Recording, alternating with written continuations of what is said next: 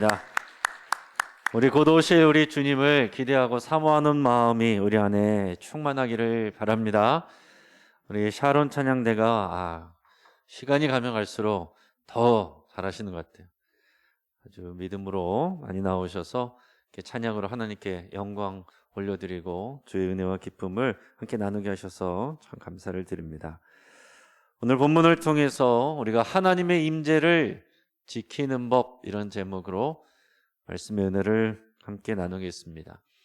하나님의 임재를 지키는 법, 또 다르게 얘기하면 하나님의 임재를 누리는 법, 이렇게 얘기할 수도 있겠어요.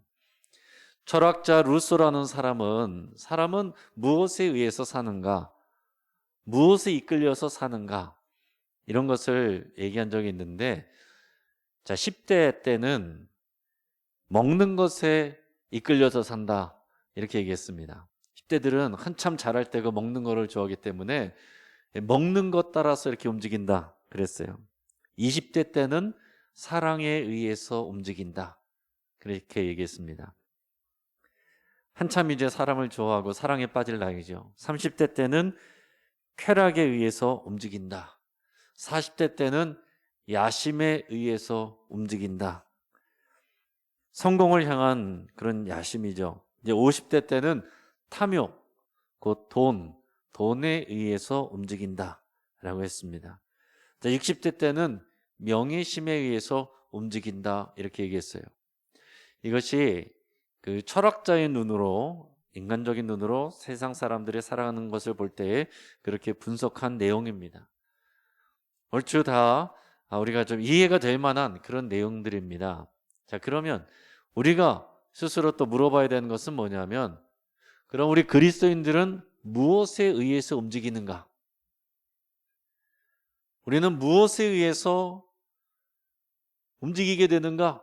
나를 움직이게 하는 것은 무엇인가? 라고 물어봤을 때 우리는 뭐라고 대답을 해야 되겠습니까? 성령에 의해서 우리는, 그리스도인들은 움직인다, 이렇게 대답을 해야 됩니다. 우리가 성령에 의해서 움직이는 사람들이에요. 그러면 누가 이렇게 얘기할 수 있어요? 하나님의 말씀에 의해서 움직이는 게 아닙니까? 그것도 맞는 말이죠. 자, 그런데 하나님의 말씀을 조명해 주시는 분이 성령님이세요. 그리고 하나님의 말씀을 깨닫게 하시는 것도 성령님이시고, 성령이 하시는 일이 우리가 그 하나님의 말씀, 예수 그리스도의 말씀을 지켜 행할 수 있도록 힘을 주는 것도 성령님이 하시는 것입니다. 그러니까 성령 하나님은 따로 움직이시는 것이 아니라, 성령님은 어디를 향하고 계세요? 그 하나님의 말씀, 그 위에 하나님의 영광을 위해서 움직이고 계신 겁니다. 그러니까 하나님의 말씀에 의해서 우리가 움직인다 그래도 틀린 말은 아닌데, 우리가 하나님의 말씀을 안다라고 해서 우리의 행동이 저절로 그렇게 움직여지는 것은 아니고, 그 말씀에 의해서 우리가 말씀의 감동을 받고 도전을 받고 결단을 하고 그 말씀을 따라가려고 하도록 그렇게 부추겨주고 도와주고 힘을 주고 격려하는 분이 성령님이신 겁니다. 자, 그래서 여러분, 말씀은 아는데 성령의 임재가 없다, 말씀은 아는데 성령의 임재가 없다, 그러면은 능력 없는 그리스도인이 되는 것입니다. 그냥 머리로만 아는 하나님, 그냥 책에서 본 하나님, 지식적으로만 아는 하나님만 알면서 그렇게 살아가는 사람들이에요. 자, 그런데 반대로 성령님의 능력과 임재는 있는데 말씀이 없다, 말씀을 모른다, 그러면 사고칩니다. 사고치는 거예요. 그리고 잘못된 길로 가기가 쉽습니다. 실제로 아프리카 같은 데는 성령의 역사가 많이 일어납니다. 근데 그런 데는 교회가 이상한 데로 빠지기가 쉽습니다. 이단하고 잘 섞여요. 그리고 순수한 기독교로 가는 것이 아니라, 그리스도 신앙으로 가는 것이 아니라 그 능력만을 추구하면서 신비주의 형상을 따라가는, 그러다가 이제 무속신앙하고 막 이게 혼합이 되는 그런 방향으로 가기가 쉬워요.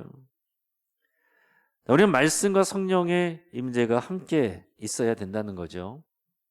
우리는 신약시대에 살고 있고, 신약시대는 성령의 시대입니다. 자, 예수님의 사역도 성령님에 의해서 시작이 됐습니다. 성령이 이끌려서 광야에서 시험 받으셨고, 그리고 요단강에서 세례를 받으셨을 때 하늘에서 성령이 비둘기처럼 내려와서 예수님을 충만하게 되신 다음에 그러고서 비로소 공생의 사역을 시작하셨습니다. 교회도 어때요? 교회도 성령의 임재, 오순절 성령의 임재 사건 이후에 교회가 생긴 것입니다. 자, 그러니까 우리는 성령의 임재, 성령님을 통해서 더 나아가서는 우리가 하나님의 임재를 누려야 되는 사람이고 하나님의 임재 가운데 살아야 되는 사람입니다. 그게 없으면 우리가 교회 다닌다고 해도 아무런 능력 없이, 아무런 구별된 것도 없이, 다른 사람들에게 영향을 주는 것도 없이 그렇게 살아갈 수밖에 없다라는 거예요. 여러분, 우리가 요즘에 얼마 전에 이제 새벽 말씀에 우리 지금 이제 사사기 말씀 나누고 있는데 거기서 최근에 나왔던 마지막 사사가 누구였습니까? 삼손이었죠. 자, 삼손 이야기가 나왔는데, 자, 삼손이 엄청난 능력을 발휘했던 것은 하나님의 영이 임하셨기 때문에 괴력을 발휘했던 거예요. 삼손이 태어날 때부터 그런 괴력을 가지고 태어난 게 아닙니다. 하나님의 영이 임할 때에 그런 괴력이 나왔던 거예요. 그런 능력이 하나님의 영이 임할 때에 임했던 것입니다. 자, 그런데 우리가 아는 것처럼 삼손은 하나님과의 약속을 저버렸어요. 지키지 않았습니다. 귀하게 여기지 않았어요. 그랬을 때에 하나님의 영이 떠나갔어요. 하나님의 영이 떠나가니까 그냥 평범한 사람처럼 돼버렸습니다. 하나님의 영이 떠나니까 어떻게 됩니까? 블레셋 사람들에게 붙잡혀서 눈이 뽑히고 감옥에 갇히고 수치와 조롱을 당합니다. 그리고 비참한 최후, 하나님이 물론 그 비참한 최후를 통해서 하나님이 일을 하셨지만 그 개인적으로 볼 때는 참 안타깝고 비참한 그런 삶의 결말이라고 우리가 할 수밖에 없습니다. 자, 결국은 뭡니까? 하나님의 영이 임하는 동안 그가 그 능력 안에서 행동할 수 있었던 것이고, 하나님의 영이 없을 때, 다시 말하면 하나님의 임재가 떠나갈 때는 아무것도 아니었다라는 얘기입니다. 자, 성경에서도 보면 이스라엘 백성들이 하도 우상 숭배하고 하나님께 순종하지 아니하니까 성전에서 하나님의 영이, 하나님의 영광이, 하나님의 임재가 떠나는 것을 선지자들에게 보여줬어요. 자, 그러니까 성전은 하나님의 임재가 있어야 성전이 의미가 있는 것인데, 그래야 하나님의 집인데, 하나님이 떠나가시고 난 다음에 성전은 뭡니까? 그냥 건물일 뿐이에요. 그냥 건물일 뿐입니다. 그런데도 불구하고 그 사람들은, 그 유대인들은 이 건물이 있으니까 하나님이 자신들과 함께 있다라고 그렇게 생각한 거예요. 그러니까 하나님이 바빌론이 처음 쳐들어왔을 때도 거기에 그냥 끌려가라, 그렇게 말씀을 하시는데도 불구하고 안 듣고, 이 성전이 우리와 함께 있는데, 성전이 함께 있으면은 당연히 하나님이 함께 계신다고 생각을 한 거죠. 그러나 선지자의 눈에는 벌써 하나님의 영광이 떠난 것을 보여주셨어요. 보게 하셨습니다. 그런데 나중에 이제 그 바빌론에 끌려간 이 유대인들이, 유다 백성들이 하나님의 시간이 찰 때 그곳에서 정말 근신하고 다시 하나님을 소망하고 하나님께 부르짖을 때, 그 약속의 시간이 찰 때 또 하나님께서 보여주신 것은 뭐냐면 하나님의 영이, 하나님의 임재가 다시 그 성전으로 돌아가는 그런 환상들을 보게 하신 것입니다. 그러니까 여러분, 이것을 우리가 적용해서 생각해 본다면, 우리가 건물은 있는데 교회가 하나님의 임재가 없다, 그냥 건물이죠. 그냥 부동산인 거예요. 이거는 하나님의 임재가 있어야 교회인 것입니다. 건물이 없을지라도 여러분, 믿는 사람들이 모여서 그 가운데 하나님의 임재가 있으면 그게 교회인 거예요. 교회는 건물이 아니라 하나님의 사람들이 교회입니다. 그리스도 안에서, 말씀 안에서, 성령 안에서 연합하고 연결되어서 함께 하나님을 섬기는 그 공동체가 교회인 거예요. 그래서 우리는 이런 신학적인 차원에서는 이 교회 건물을 얘기할 때 성전이란 말을 잘 안 합니다. 물론 우리가 우리 입에 많이 배서 이 성전이란 말을 많이 쓰지만, 물론 나쁜 표현은 아니에요.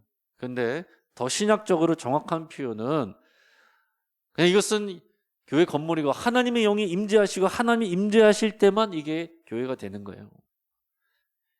그래서 어떤 분들은 그냥 여기를 예배당이다 이렇게 표현하는, 일부러 이렇게 표현하는 분도 있어요.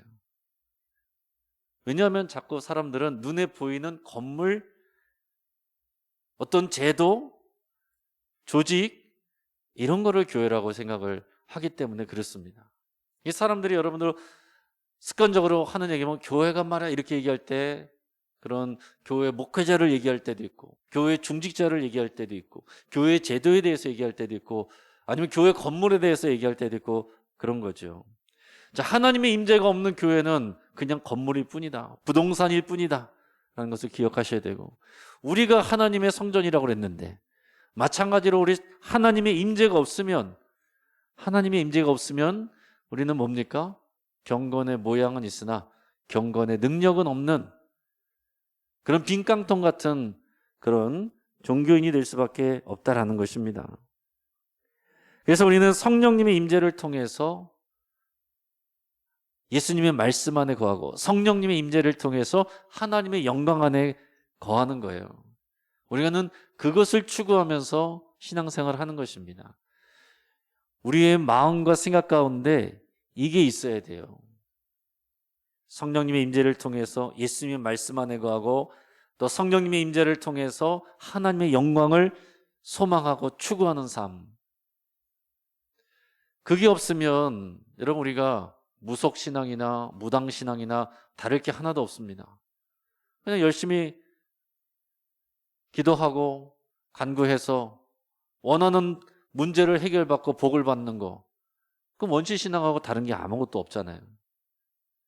남묘호랭개교, 거기는 그거를 주문처럼 많이 외우면은 소원이 들어진다고 가르쳐 주는데, 우리는 그런 종교가 아니란 말입니다. 우리는 뭔가 열심을 내고 많이 해서 하나님의 어떤 선물을 받는 그런 종교가 아니라, 하나님의 임재 안에 거하면서 하나님의 영광을 추구하며 사는 사람들, 그게 우리 그리스도인들의 삶이고, 교회는 그런 곳입니다. 지금 요 근처에 이제 우리는 위에도 절이 있고 옆에도 절이 있고 그런데, 지나가다 보면은 12월이나 이럴 때 보면은 대부분 다 전등도 있고 뭐 기와장도 있고, 그런 거 내용 보면은 다 소원 성취예요. 거기다 다 몇만 원씩 돈 바꿔서 그 이름 해서 다 걸어주고, 뭐 기와장도 세워주고, 다 돈인데 그게 결국엔 다 소원 성취 종교잖아요. 근데 불교도 원래 그런 게 아닙니다. 불교도 다 이런 무속신앙적인 그런 것과 다 이제 혼합이 돼가지고 순수 불교적인 정신, 그런 것들을 많이 잃어버리고, 그러고서 이제 소원 성취로 가는 그런 쪽으로 지금 많이 가는 것을 우리가 볼 수가 있습니다. 교회는 그럴 수 없다라는 거예요. 그 관점에서 보면은 사람들이 어떻게 합니까? 기도해가지고 절에 갔는데 병이 나면은 절로 가고, 교회 가서 기도했는데 교회에서 나면은 교회로 가고, 어떤 분들은 교회에 와서 기도해가지고 병이 나가지고 교회로 온 분들도 있지만, 제가 알기로는 반대로 교회에서 기도했는데 안 낫다가 절에 갔는데 낫다라고 해서 그냥 절로 간 사람도 있어요. 그러면 이것은 우리의 신앙이 무엇인가, 정체성이 무엇인가, 그것에 대해서 모르면 그렇게 될 수밖에 없습니다. 그래서 우리는 하나님의 임재에 대해서 나누게 되는데, 하나님의 임재는 하나님의 뜻대로 할 때 하나님의 임재가 임하는 것입니다. 우리가 열심히 한다고 했을 때 하나님의 임재가 임하는 것이 아니라, 하나님이 정해놓으신 뜻, 하나님이 정해놓으신 그 뜻 안에 거할 때에 하나님의 임재가 임하는 것이고, 그것을 누리게 되는 것입니다. 그래서 오늘 하나님의 임재와 관련해서 나시린의 서원, 나시린의 규례에 대해서 오늘 우리가 본문 말씀을 읽었어요. 근데 우리가 나시린의 서원과 규례에 대해서 나누기 전에 우리가 출애굽기를 다루면서 이 똑같은 하나님의 원리가 계속 나오는 것을 여러분들이 확인하시기를 바랍니다. 이 나시린의 서원에서 보는 것이나 또 출애굽기에서 보는 하나님이 말씀하신 하나님의 백성으로서의 신앙의 오리엔테이션이나 여러분 그 원리는 다 같습니다. 그러니까 출애굽기 배울 때, 민수기 배울 때, 뭐 신약 배울 때 다 다른 게 아니에요. 그 기본적인 근본 원리가 다 통하는 것입니다. 그러니까 그 기본적인 원리, 하나님의 마음과 그 가장 깊은 곳의 것을 깨달으면 성경이 다 이제 쭉 연결돼서 보이는 것입니다. 안 그러면은 이 66권이 다 다른 것처럼 보이고 평생 이거는 뭐 배워도 모르겠고 그렇게 되는 거예요. 그러나 그 가장 하나님의 말씀과 그 내면에 흐르는 것은요 다 비슷하고 다 연결이 돼 있어요. 그래서 오늘 나시린의 규례에 대해서 얘기하기 전에 먼저 우리가 이 앞에서 예전에 얘기했던 출애굽기에서 나온 그 신앙의 오리엔테이션, 그러니까 이 유월절 사건 통해서 이제 애굽의 바로가 빨리 너희들 나가라 그렇게 했을 때 이제 나가게 됐습니다. 출애굽을 하게 되는데 그때 하나님께서 주신 규례들이 있어요. 그것을 우리에게 적용해서 얘기한다면 이제 출애굽해서 유월절을 지나 출애굽하는 것은 우리에게 말하면 영적으로 적용하면은요 예수님을 믿고 예수의 피로 구원받은 그리스도인이 되는 것을 말하는 것입니다. 그런 사람들에게 주는 그런 규례들이 있어요. 세 가지가. 그 규례 세 가지가 우리에게는 신앙생활을 시작하는 사람들의 기본적인 오리엔테이션이다 이렇게 표현할 수가 있는 거거든요. 자, 첫째는 출애굽기 13장 2절입니다.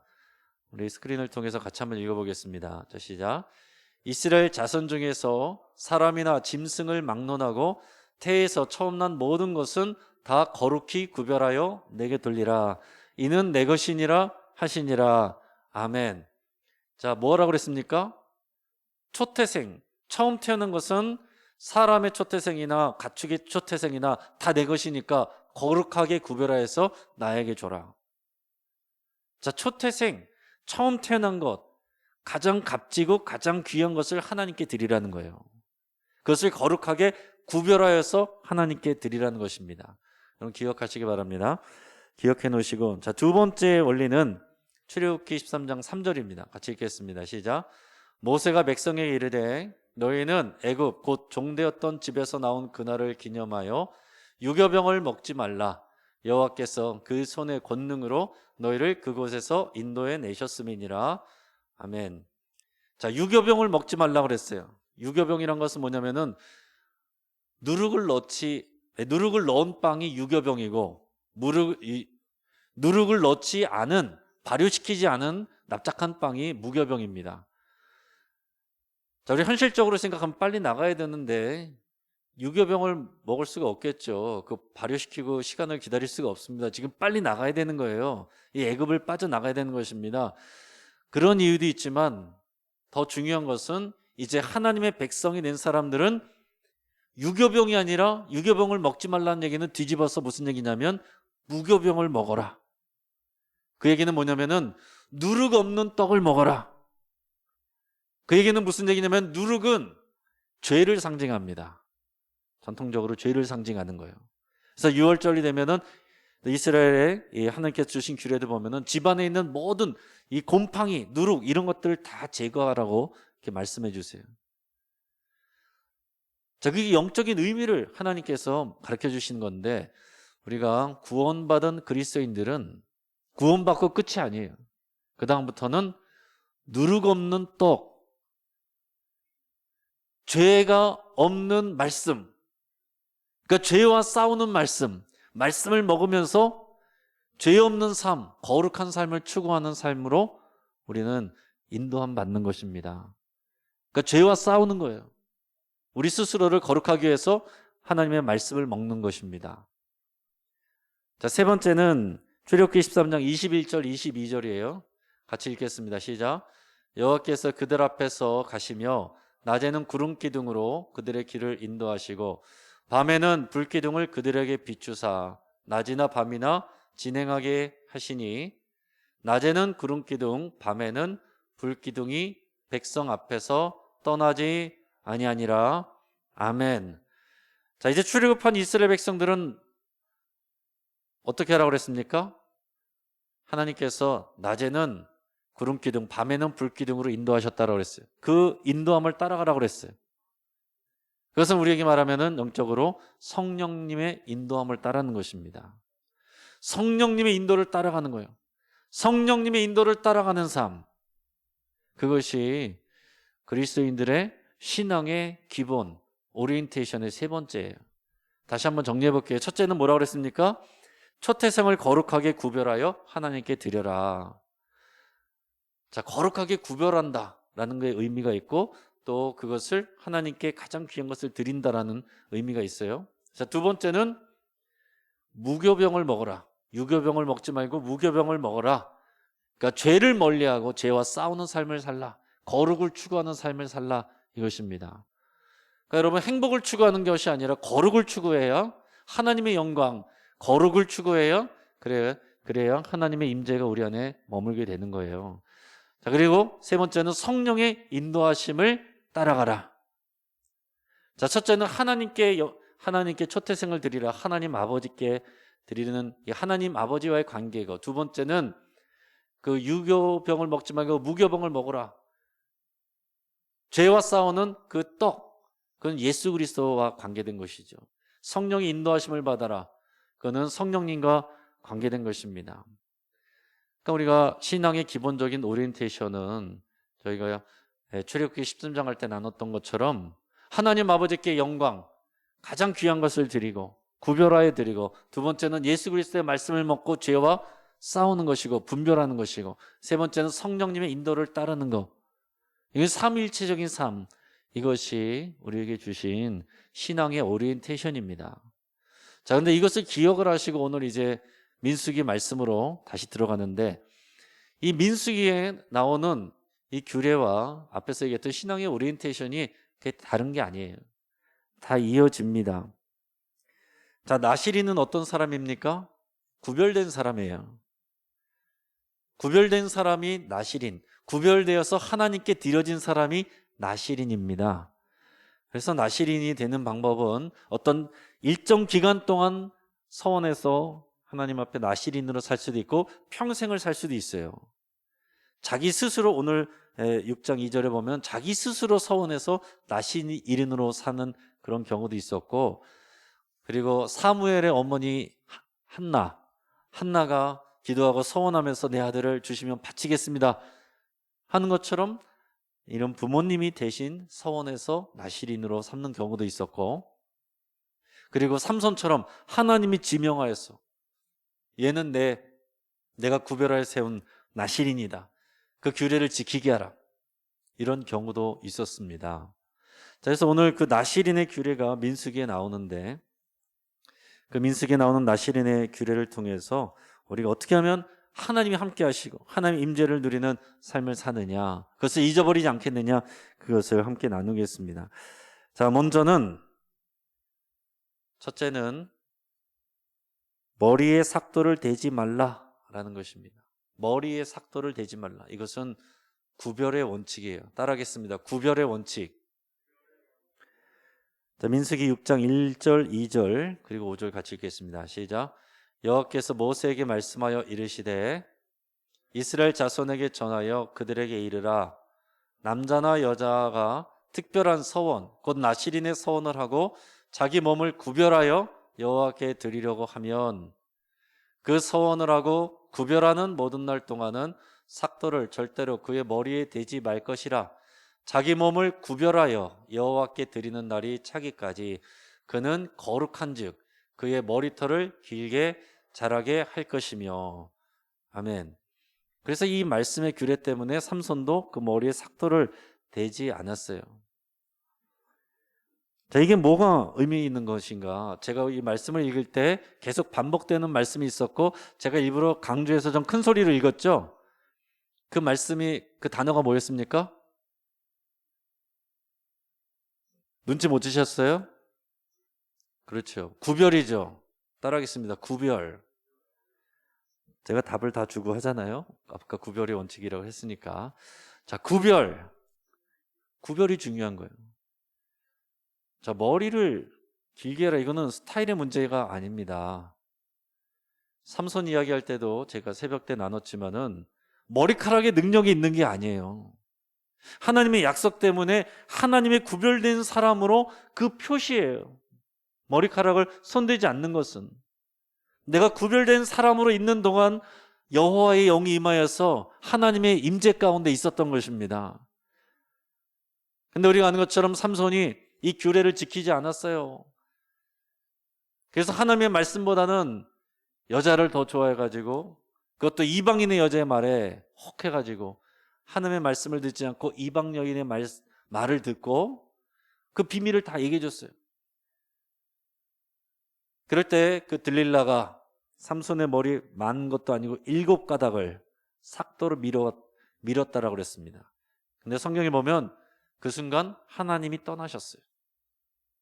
자, 하나님과의 약속이 깨지고 하나님과의 구별의 약속, 그 표가 깨지면서 하나님이 떠나신 것입니다. 머리카락이 중요한 게 아니에요. 하나님은 그 머리카락을 손대지 않고 이것은 하나님이 주신 영광으로서, 다른 일반 사람들은 머리 안 기르는데 나시린들만 기르고 다니는 거예요. 구별되라고. 그러니까 구별이 중요한 것입니다. 구별. 하나님은 구별된 삶을 살기를 원하시는 것이 나시린이었어요. 근데 나시린은 이 뒤에 맨 뒤에 보면 또 이제 제사장에 대한 내용들이 나옵니다. 그 나시린과 제사장은 연관이 있어요.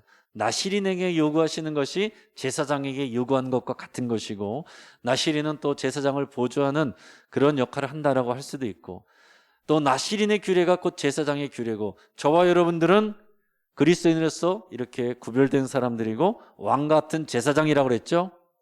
자, 그러니까 오늘 나시린의 오늘 이 말씀들이 우리와 전혀 상관없는 내용이 아니라 바로 우리들, 이 세상에 겉으로 볼 때는 다 똑같지만, 하는 행동이나 수준도 보면 다 똑같지만, 크게 차이 나지 않지만, 그러나 우리는 하나님 앞에서 구별된 사람들입니다. 그래서 하나님이 우리에게 영광을 주시고 영광 가운데 임재하시고 성령님이 우리 안에 계신 거예요. 여러분, 이 원리를 모르는 사람들은, 신앙이 없는 사람들은 너네보다 내가 더 착하게 산다, 너네보다 내가 더 좋은 일 많이 한다, 나는 법대로 법 없어도 산다, 그런 얘기하지만 그건 인간적인 어떤 선의 기준, 그런 문제가 아닙니다. 우리가 더 뛰어나기 때문에, 더 도덕적이기 때문에 하나님께서 우리를 선택하신 것이 아니라 우리를 구별하셨기 때문에 하나님이 우리와 함께 하시는 거예요. 이게 우리에게 은혜인 것입니다. 여러분, 우리가 오디션을 통해 가지고 상위 몇 프로만 구별된 사람이 되고 나시린이 되고 하나님의 임재가 함께 한다 그런다면, 여러분, 여기서 몇 사람이나 우리가 하나님의 임재를 누리겠습니까? 그런데 우리는 내가 주인인 것을 인정하고 예수님을 주로 영접하고, 예수님을 주로 영접했을 때 우리는 하나님이 구별을 받은 거예요. 그래서 성령님이 우리 안에 이미 내주하고 계신 겁니다. 성령님을 통해서 우리가 하나님의 임재를 누리게 되는 거예요. 자, 여기서 중요한 것은 다시 말씀드립니다. 뭐라고요? 구별이다. 구별. 자, 하나님이 우리를 구별하셨고 그것은 하나님이 하신 일이고요. 그 다음에 우리가 해야 될 일은 뭐냐면은 구별된 삶을 사는 것입니다. 그래서 우리는 세상에서 살지만 세상 방식과 똑같이 살 수가 없어요. 구별된 사람으로 살아가는 것입니다. 성경에도 보면은 우리 몸을 구별하라 그랬어요. 그러니까 우리 마음만 구별돼서 마음만 내가 하나님의 백성으로 사는 것이 아니고, 나시린은 그의 몸을 하나님 앞에 구별하는 것입니다. 구체적인 삶을 하나님 앞에 구별하는 거예요. 그래서 로마서 12장에서 보면 오직 너희 마음을 새롭게 함으로 변화를 받아 너희의 몸을 하나님이 기뻐하시는 거룩한 제물로 드리라 그랬습니다. 마음하고 몸이 같이 가는 거예요. 마음은 거룩한데 몸은 따로 논다, 그런 게 아니다라는 것입니다. 자, 우리는 영적으로 하나님께서 구별한 사람인데 그러면 우리는 몸도 하나님 앞에 구별되어야 된다라는 거예요. 우리는 이 시대에 머리를 기를 필요가 없어요. 이 시대에 뭐 제가 장발로 이렇게 나올 필요가 없고, 어르신들도 우리 권사님 집사님들도 뭐 편하게 다 짧게 하고서 다 파마하시고 다니는데 뭐 이렇게 머리 길게 하고 다닐 필요가 없습니다. 중요한 것은, 이제 우리에게 중요한 것은 우리의 몸, 우리의 삶이 사람들에게서 구별이 돼야 된다는 거예요. 우리가 그것을 알고서 살아야 되는 것입니다. 어떻게 하면 구별하며 살 수 있겠습니까? 외적인 표시를 할 수도 있겠죠. 뭐 십자가 목걸이 하고 다닐 수도 있고. 저는 뭐 이제 이 목회자들 하는 이런 셔츠를 입고 다니면은 그냥 구별이 되죠. 그래서 더 조심스러워집니다. 그래서 편하게 입고 싶으면은 이거 갈아입고서 편한 옷으로 이렇게 나가기도 하는데, 그거보다 더 중요한 것은 우리의 삶이 구별이 돼야 됩니다. 그래서 우리는 교회 다닌다는 얘기 하지도 않았는데 다른 사람들 와서 혹시 교회 다니세요? 이런 소리를 들어야 돼요. 놀라면서 교회를 다니세요? 이렇게 하면은 안 되는 겁니다. 안 되는 것입니다. 우리 삶을 통해서 구별이 돼야 돼요. 그게 하나님의 임재를 지키는 법입니다. 자, 두 번째는 따라하겠습니다. 사체를 가까이 하지 말라. 우리 민수기 6장 6절에서 8절까지 말씀을 같이 읽겠습니다. 자, 시작. 자기의 몸을 구별하여 여호와께 드리는 모든 날 동안은 시체를 가까이 하지 말 것이요. 그다음에 7절. 그의 부모 형제 자매가 죽은 때라도 그로 말미암아 몸을 더럽히지 말 것이니 이는 자기의 몸을 구별하여 하나님께 드리는 표가 그의 머리에 있음이라. 자기의 몸을 구별하는 모든 날 동안 그는 여호와께 거룩한 자니라. 아멘. 자, 여호와께 드리는, 자기의 몸을 구별하여 드리는 날 동안 구별하는 것 중에 하나가 뭐냐면 시체, 모든 사체를 만지지 말라라는 것입니다. 그래서 사실은 이제 선한 사마리아 비유에서도 보면 제사장과 레위인들이 쓰러져 있는, 피 흘리고 쓰러져 있는 사람 피해간 것은 자기들은 나름대로 이런 규정에 따라서 사체를 대면 사체에 접촉하면 안 되기 때문에 돌아갔다라고 얘기를 할 수가 있었던 거죠. 자, 중요한 것은 뭡니까? 우리에게 적용되는 것은 뭐냐면 아까 출애굽기 13장에서 나왔던 두 번째 원칙 뭐였습니까? 무교병을 먹어라. 그것은 죄를 멀리하고 우리 몸을 거룩하게 지키라는 거죠. 지금 여기서 우리가 이 시대의 나시린으로서 산다는 것은, 왕 같은 제사장으로 산다는 것은 똑같습니다. 마찬가지입니다. 여기서 말하는 사체는 거기 어떤 더러운 것이 있을 수 있기 때문에, 우리가 지금 코로나라서 이것이 더 와닿잖아요.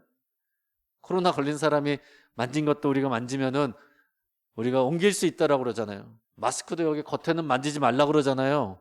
여기는 뭔가 더러운 것이 묻어 있을 수 있으니까. 그래서 만지지 않아야 되는 것처럼, 우리 건강을 위해서는 만지지 말아야 되는 것처럼 하나님의 임재를 위해서 죄를 만지지 말아야 된다라는 것입니다. 이 땅에 죽은 것들, 사망으로 가는 것들, 그런 것들 좋아하지도 말고 따라가지도 말고 만지지도 말고 관심 갖지도 말라라는 얘기입니다. 그래서 예수님은 많은 사람들이 넓은 길로 가고 편한 길로 가지만 그 끝은 반드시 사망이다 그랬습니다. 그 남들이 다 한다고 해서 하면 안 된다라는 거예요. 남들도 하니까 하는 안 되고, 우리는 좁은 문 좁은 길로, 오직 생명의 길로, 그 길로만 가야 되는데, 그것은 죄를 멀리하는 그런 삶이다. 출애굽기에서 말한 것과 같이 우리가 무교병을 먹는 삶, 말씀을 이렇게 먹으면 말씀을 가지고서 뭐 하는 거냐면 그냥 위로받는 것 정도가 끝이 아니에요. 말씀을 붙잡고 죄와 싸우는 삶을 사는 것입니다. 그게 하나님의 임재를 지키는 법이에요. 그래서 우리 자신을 죄로 더럽히지 않아야 되고 사망의 길로 가지 말아야 됩니다. 자, 마지막은, 세 번째는 독주나 포도주를 가까이 말라 그랬습니다. 따라해 보겠습니다. 독주나 포도주를 가까이 말라. 우리 3절 4절 말씀을 같이 읽겠습니다.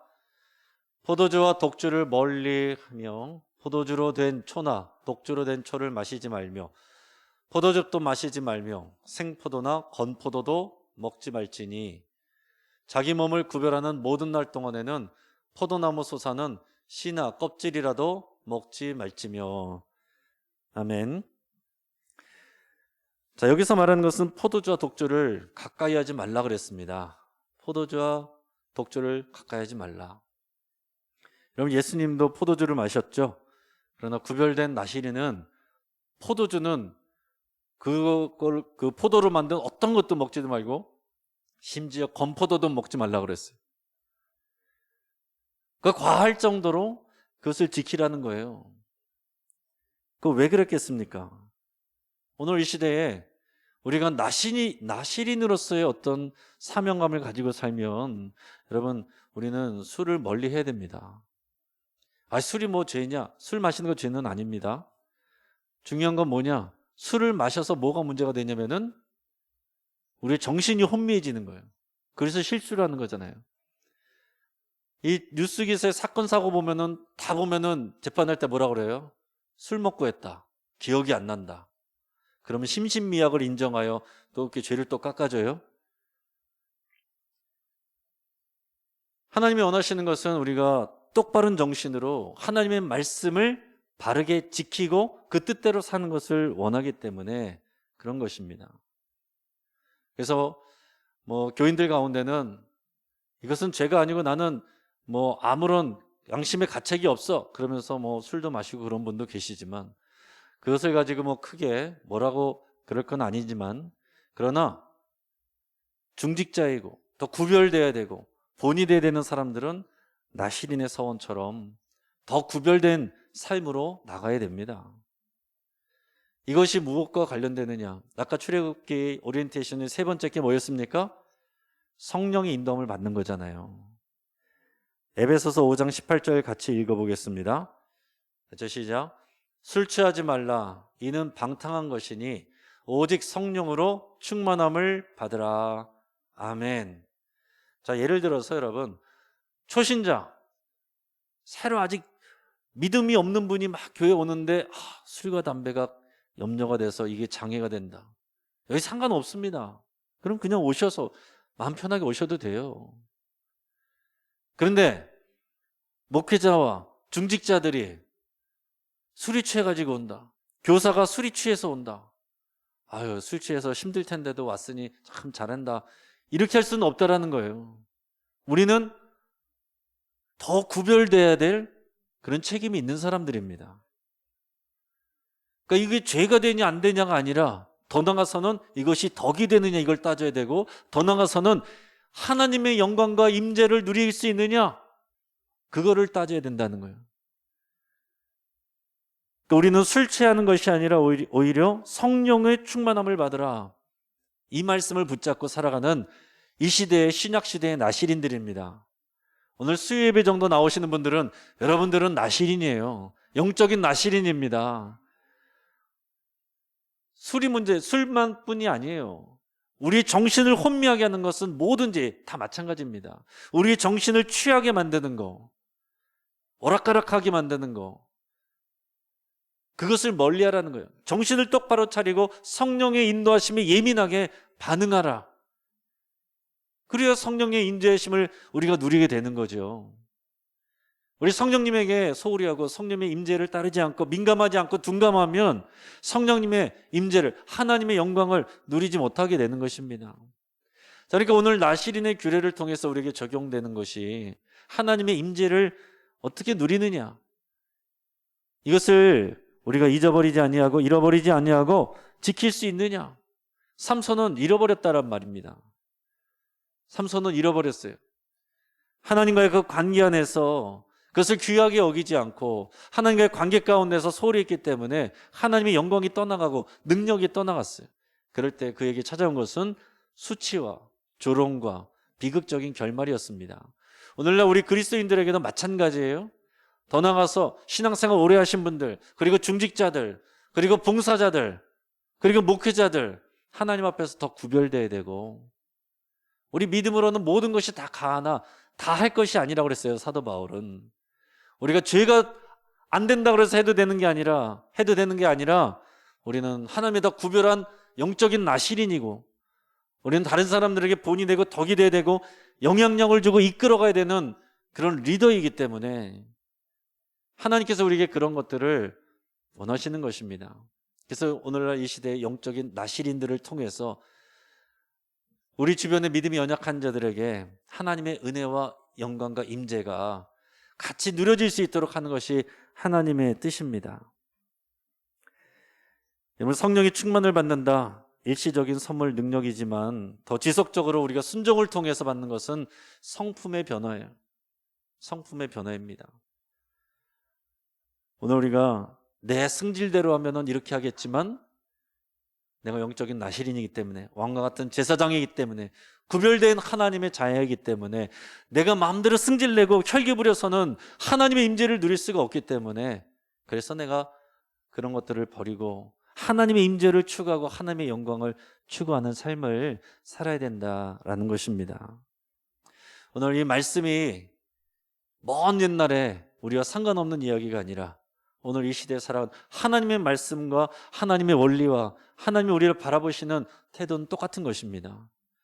오늘 이런 하나님의 임재를 잊어버리지 아니하고 지키는 법을 여러분 잘 기억하시고 하나님의 임재 가운데 승리하시는 저 여러분 되기를 주의 이름으로 축복합니다. 이 시간 우리 찬양 부르고 같이